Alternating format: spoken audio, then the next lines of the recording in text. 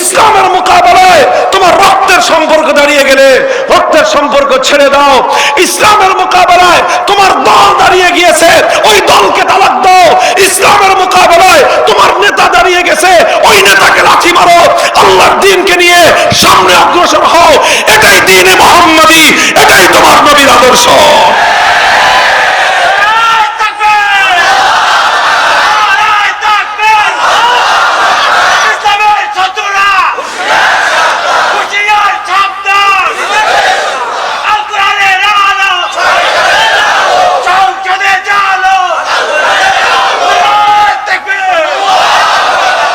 নবীজি মদিনায় গেলেন, মদিনায় গিয়ে একটা নতুন পরিবেশ পেলেন।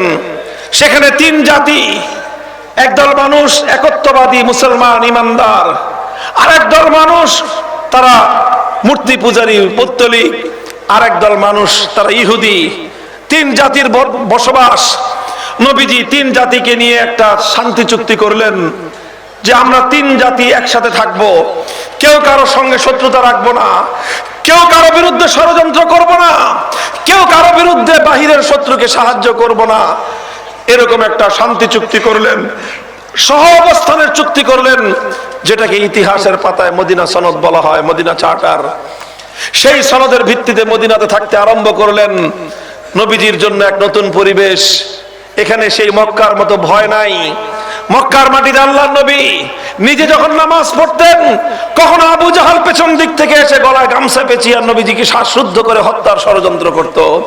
নবীজি সেজদায় লুটিয়ে পড়লে উটের ভুঁড়ি এনে নবীজির মাথার উপর ফেলে দিত। এই আচরণ করতো আল্লাহর নবীর সঙ্গে।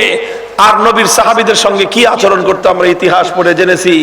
হযরত বেলাল রাদিয়াল্লাহু আনহু উত্তপ্ত মরুভূমির উপর চিৎ করে শোয়ে বুকের উপর পাথর চাপা দিয়ে রাখতো।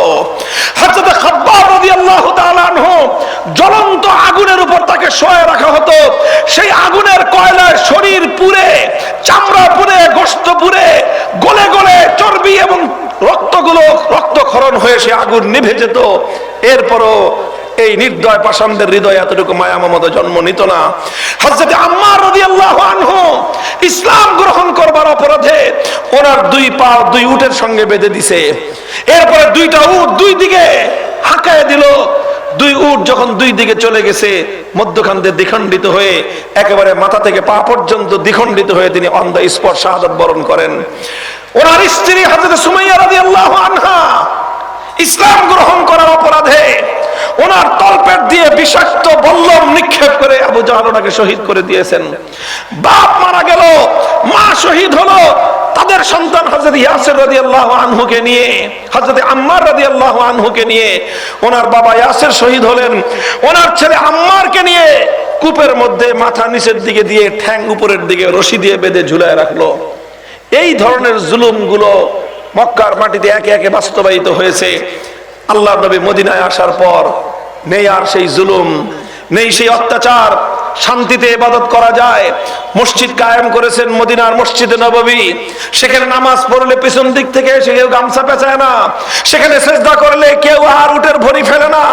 এখানে ইসলাম কবুল করলে কেউ আর অত্যাচার করে না, জুলুম করে না।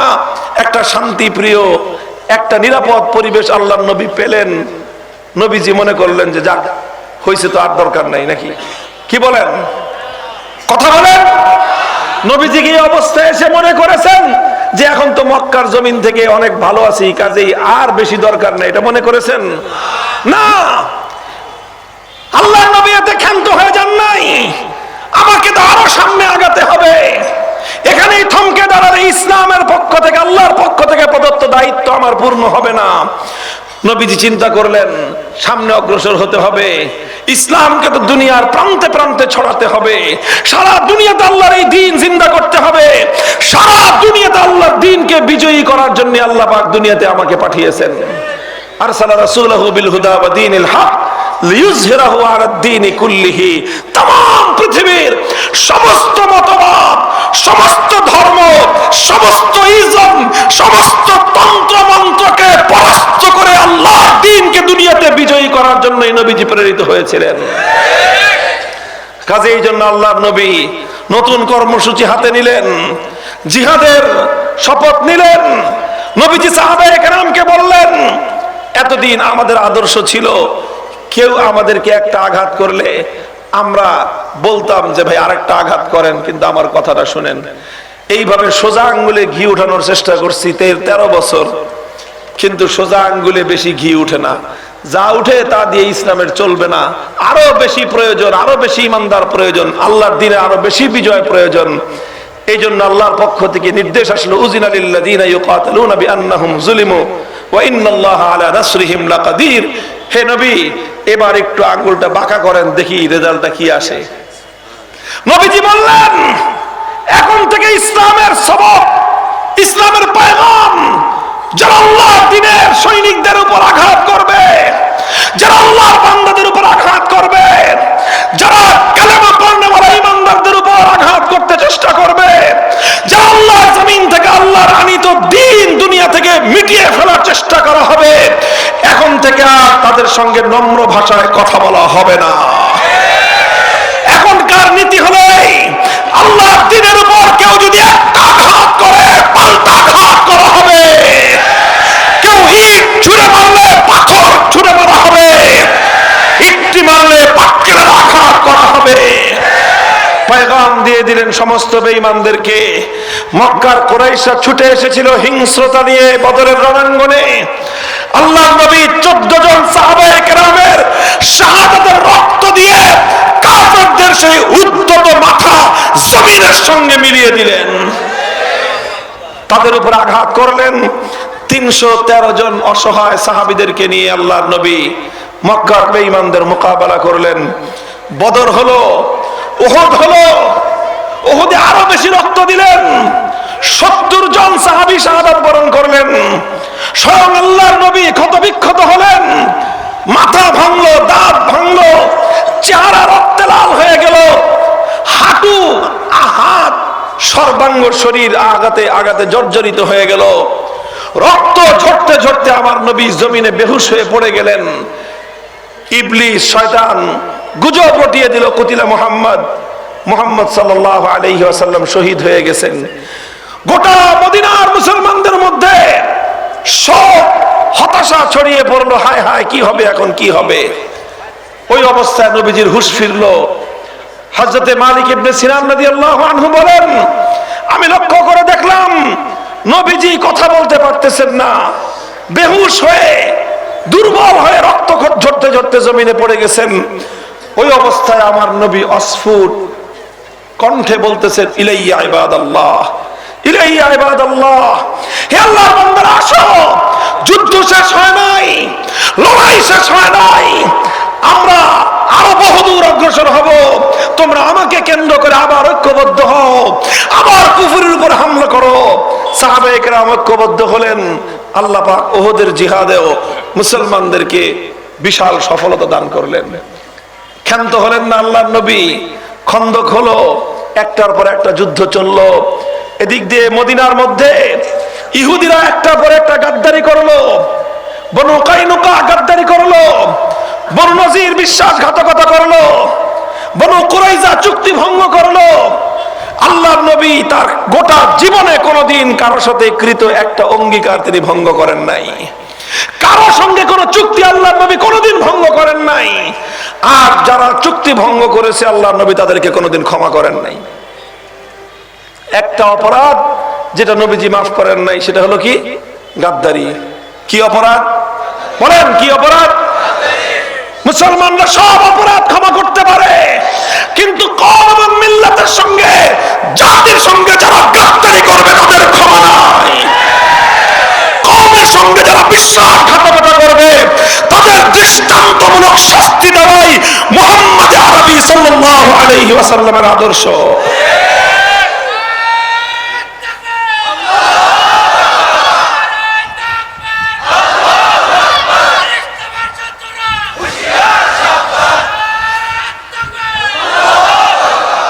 মনে রাখবেন, আমরা কিছু কিছু জায়গায় অত্যন্ত কঠোর ভাষা প্রয়োগ করি। অনেকে মনে করে যে এত কঠোর কথা বলেন কেন? ভাই, এটাই নবীজির আদর্শ। আশিদ্দাউ আলাল কুফার, যারা গাদ্দারি করবে, আল্লাহর বান্দাদের সঙ্গে যারা বিশ্বাসঘাতকতা করবে, আল্লাহর দ্বীনের সঙ্গে যারা বেঈমানি করবে, তাদের কোনো ক্ষমা নাই। নবীজি ক্ষমা করেন নাই। বনু কুরাইজা 800 ইহুদি গাদ্দারি করেছিল, বিশ্বাসঘাতকতা করেছিল।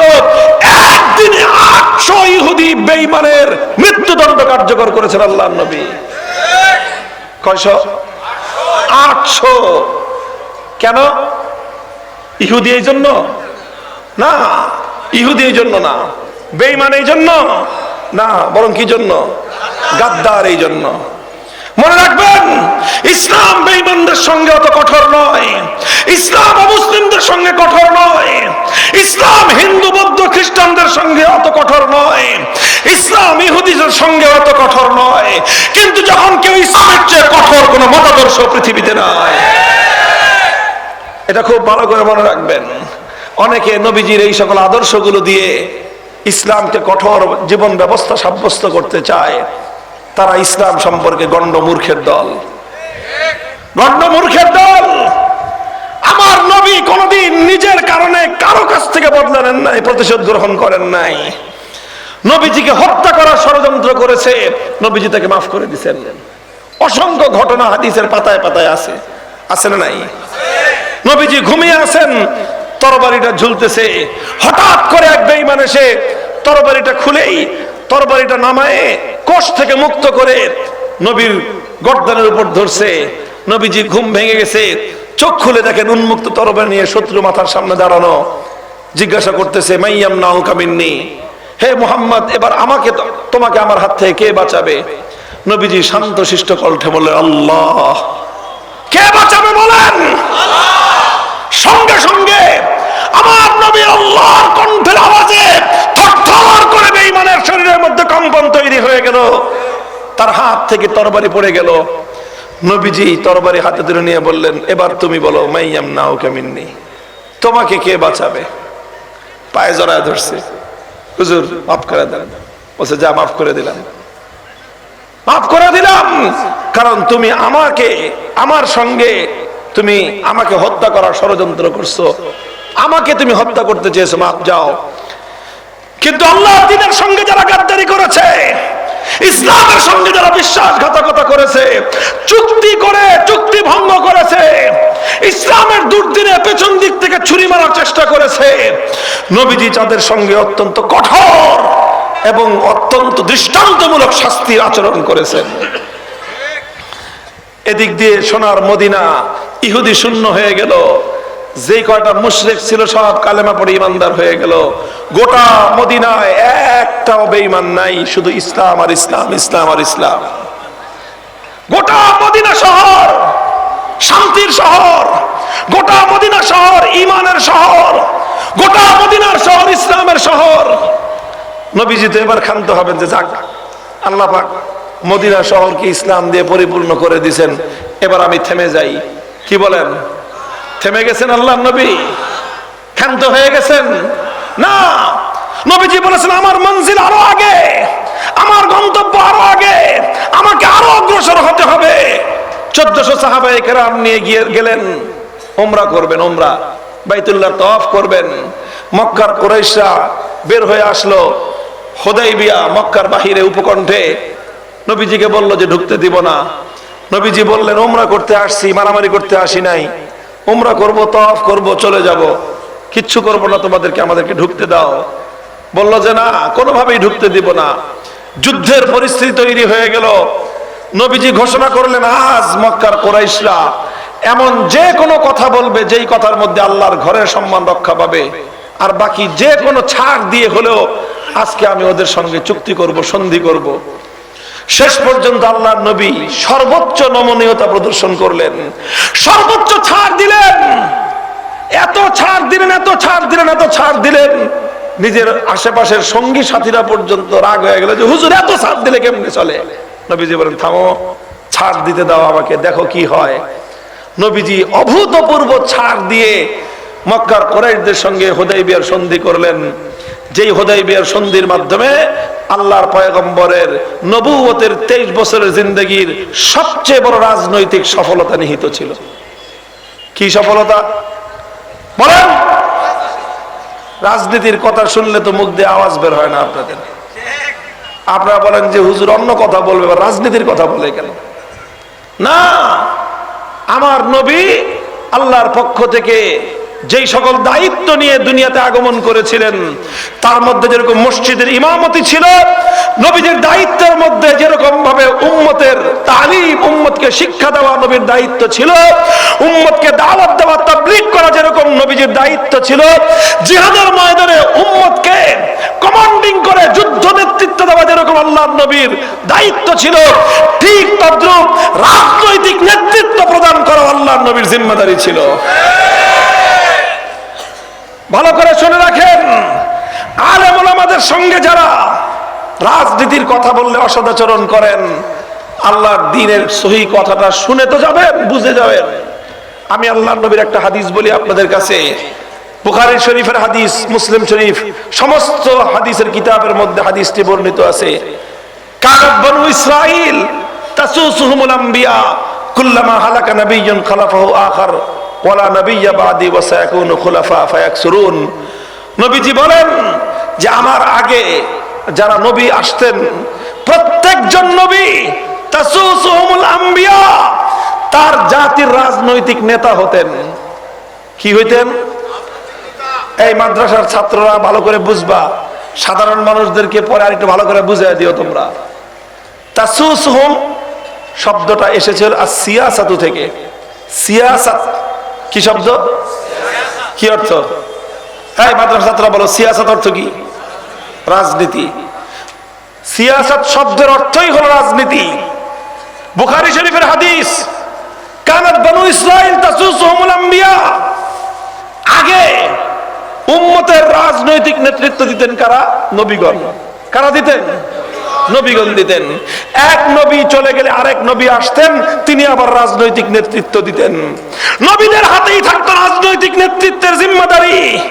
সর্বশেষ নবী মুহাম্মদুর রাসূলুল্লাহ সাল্লাল্লাহু আলাইহি ওয়াসাল্লাম আল্লাহর পক্ষ থেকে মনোনীত এই উম্মতের রাজনৈতিক নেতা ছিলেন। শুধু রাজনৈতিক নেতা না, তিনি ইমাম ছিলেন, তিনি মুআল্লিম ছিলেন, শিক্ষক ছিলেন, তিনি দায়ী ছিলেন, তিনি মুবাল্লিগ ছিলেন, সব ছিলেন। সঙ্গে সঙ্গে তিনি রাজনৈতিক নেতাও ছিলেন, তিনি সিয়াসিও ছিলেন। আল্লাহর নবী বললেন আমার পরে যেহেতু আর কোন নবী নাই, সুতরাং রাজনৈতিক নেতৃত্ব দেওয়ার জন্য আল্লাহর পক্ষ থেকে নতুন কোন নবী আসবে না। ওয়া সায়াকুনু খুলাফা, এখন আমার পরে খেলাফত চলবে। এই খেলাফতের মাধ্যমেই উম্মতের ভালো লোকগুলো, উম্মতের আলেমরা এই উম্মতের সিয়াসত এবং রাজনীতির নেতৃত্ব দিবে। নবীর পরে সিয়াসতের দায়িত্ব নিলেন প্রথম খলিফা আবু বকর সিদ্দিক রাদিয়াল্লাহু আনহু। আল্লাহর নবীর পরে সাহাবীদের মধ্যে সবচেয়ে বড় আলেমের নাম আবু বকর সিদ্দিক, তিনি হলেন প্রথম নেতা। তারপরে সবচেয়ে বড় আলেম হযরত ওমর ফারুক, তিনি হলেন দ্বিতীয় নেতা, রাজনৈতিক নেতা। তারপরে হলেন সবচেয়ে বড় আলেম ওসমান গনি রাদিয়াল্লাহু আনহু, তিনি হলেন হযরত ওমরের পরে উম্মতের রাজনৈতিক তৃতীয় নেতা। তারপরে সবচেয়ে বড় আলেম হযরত আলী মুর্তাজা, তিনি হলেন উম্মতের চতুর্থ রাজনৈতিক নেতা। চার খলিফা উম্মতের সবচেয়ে বড় আলেম এবং তারাই উম্মতের সবচেয়ে বড় রাজনৈতিক নেতা ছিলেন। কাজেই যারা ওলামায়ে কেরাম নিজেদেরকে যারা নায়েবে নবী মনে করি, আমরা আলেম সমাজ যারা নিজেদেরকে আম্বিয়ায়ে কেরামের ওয়ারাসা, আম্বিয়ায়ে কেরামের উত্তরাধিকারী মনে করি, আম্বিয়ায়ে কেরাম মসজিদে ইমামতি করতেন, নবীর দায়িত্ব পালন হিসেবে আলেমগণ মসজিদে ইমামতি করবেন। আম্বিয়ায়ে কেরাম উম্মতকে শিক্ষা দিতেন, তালিম দিতেন, আলেমগণ উম্মতের জন্য নবীর উত্তরাধিকার হিসেবে উম্মতকে তালিম দিবে। নবীগণ উম্মতের মধ্যে দাওয়াত এবং তাবলীগের কাজ করতেন, আলেমগণ উম্মতের উত্তরাধিকারী হিসেবে, নবীদের উত্তরাধিকারী হিসেবে দাওয়াত এবং তাবলীগের কাজ করবে। সেই নবীগণ উম্মতকে রাজনৈতিক নেতৃত্ব দিতেন। সুতরাং আলেমরা যদি নবীদের পূর্ণাঙ্গ উত্তরাধিকারী হতে চায়, আলেমদেরকে রাজনৈতিক নেতৃত্বের জিম্মাদারি হাতে তুলে নিতে হবে। আলেমরা যদি রাজনৈতিক নেতৃত্ব দিতে সক্ষম না হয়, তাহলে নবীর সম্পূর্ণ পূর্ণাঙ্গ উত্তরাধিকার হবে না। হে সাধারণ মানুষ, আমি আপনাদেরকে এই কথাটা বলি, দেখেন রাজনৈতিক নেতৃত্ব তো শুধু হুজুররা হবে না, সাধারণ মানুষ হুজুরদেরকে, আলেমদেরকে রাজনৈতিক নেতৃত্বের অধিকারী মানতে হবে। কথা বলে ঠিক না বেঠিক? সাধারণ মানুষ যদি না মানে, তাহলে গায়ে মানে না আমি মোড়ল হবে? আপনাদেরকে মানতে হবে, মানতে হবে। হে আল্লাহর পয়গম্বরের উম্মতেরা, হে সাধারণ দিনদার ভাইরা, আজ যদি নবীজি থাকতেন, নবীজির নেতৃত্ব আপনারা মানতেন। আজ নবী নাই, নবীর উত্তরাধিকারীরা আছে, তারা যদি আপনাদেরকে নেতৃত্ব দিতে চায়, আল্লাহর কসম খেয়ে বলি, নায়েবে নবীদের নেতৃত্ব যদি আপনারা না মানেন, সেই ক্ষেত্রে আপনারা ইসলামের বিধান পরিপূর্ণ অনুসরণকারী হলেন না।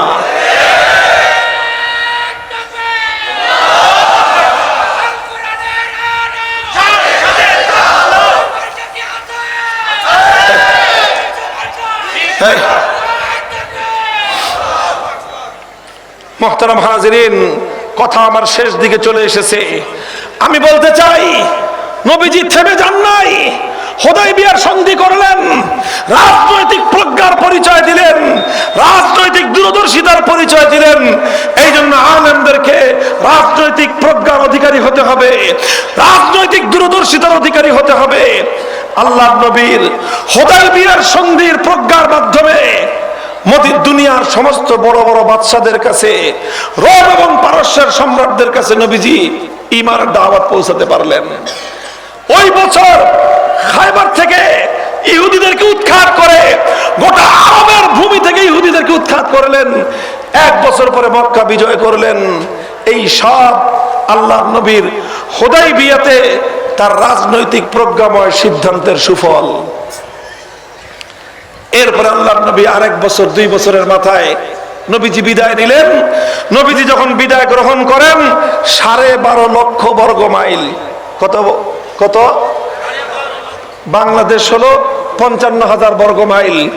এই বাংলাদেশটা সমান 24টা বাংলাদেশ একত্রিত করলে যত বড় এরিয়া হবে, এত বিশাল এরিয়ায় আমার নবী ইসলামী হুকুমত কায়েম করলেন, ইসলামী রাষ্ট্র কায়েম করলেন, যে রাষ্ট্রের প্রত্যেকটা বিধান চলে আল্লাহর কোরআনের আইন অনুযায়ী, যে রাষ্ট্রের প্রত্যেকটা কার্যকলাপ চলে আল্লাহর হুকুম অনুযায়ী। এমন বিশাল সাম্রাজ্য কায়েম করে আল্লাহর নবী দুনিয়া থেকে বিদায় নিলেন। মুহতারাম হাজিরিন, আলহামদুলিল্লাহ, আমাদের পূর্বপুরুষরা আমাদের জন্য ধাপে ধাপে ধাপে ধাপে অনেকগুলো ধাপ অতিক্রম করে আজ আমাদেরকে এই পর্যায়ে রেখে গিয়েছেন। তারা সেই ব্রিটিশের বিরুদ্ধে আন্দোলন করেছিলেন, 190 বছর ব্রিটিশের বিরুদ্ধে সংগ্রাম করে ব্রিটিশকে এই দেশ থেকে বিতাড়িত করেছিলেন আমাদের পূর্বপুরুষরা। তারপরে 1905 সাল থেকে 1947 সাল পর্যন্ত দীর্ঘ লড়াই এবং সংগ্রাম করে আমাদের এই ভূমিটাকে দিল্লির গোলামীর জিঞ্জির থেকে মুক্ত করলেন। তারপরে 47 থেকে 71 পর্যন্ত আরেকটা সংগ্রামের মধ্য দিয়ে খান পাঠানদের প্রভুত্ব খতম করলেন। এরপরে 72 থেকে 24 সাল পর্যন্ত বাকশালী রামরাজত্ব চলল। 2024 সালে ইমানদার তৌহিদ জনতা 2013 সাল থেকে রক্ত দেওয়া শুরু করলো। শাপলা চত্বরে ইমানদাররা রক্ত দিল। 2021 সালে নরেন্দ্র মোদীকে বাংলাদেশে আসতে দিবে না, মুসলমানদের রক্তের দাগ যার হাতে লেগে আছে, সেই জন্য 19 জন আলেম ওলামা শাহাদাত বরণ করতে হলো। এই রক্ত দিতে দিতে 24 জুলাই মাস আসলো। সেই জুলাইতে প্রায় জাতিসংঘের বর্ণনা মতে 1400+ বাংলার মানুষ রক্ত দিল। তার মধ্যে 100 বেশি প্রায় আলেম ওলামা মাদ্রাসার ছাত্র রক্ত দিল। এইভাবে রক্ত দিতে দিতে জুলাই বিপ্লবের মাধ্যমে আজকে বাংলাদেশ এই পর্যায়ে এসে উপনীত হয়েছে যে এখন এখানে এসে আমরা একটা স্বপ্ন দেখছি। সেই স্বপ্নটা হলো এই যে এই বাংলাদেশ ইনশাআল্লাহ তেমনই একটা দেশ হবে আমার নবী সোনার মদিনায় যেই দেশ কায়েম করেছিলেন। কাজেই হাল ছেড়ে দেওয়ার সময় নাই, ক্লান্ত হয়ে বসে পড়ার সুযোগ নাই। মুমিনের জীবনে শ্রান্তি ক্লান্তি বলতে কোনো কিছু নাই। যতদিন এ দেহে প্রাণ আছে, যতদিন হৃদয়ের স্পন্দন আছে, যতদিন দুনিয়ার শেষ মাথা পর্যন্ত কালেমার পতাকা পটপট কোনো খান্তি নাই।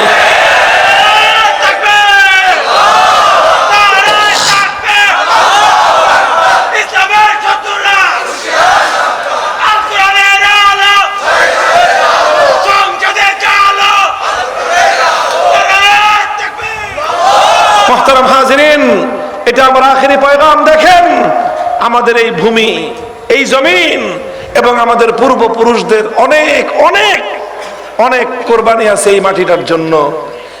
190 বছর ব্রিটিশের বিরুদ্ধে যুদ্ধ করেছে আমাদের পূর্বপুরুষরা, অনেক রক্ত দিতে হয়েছে।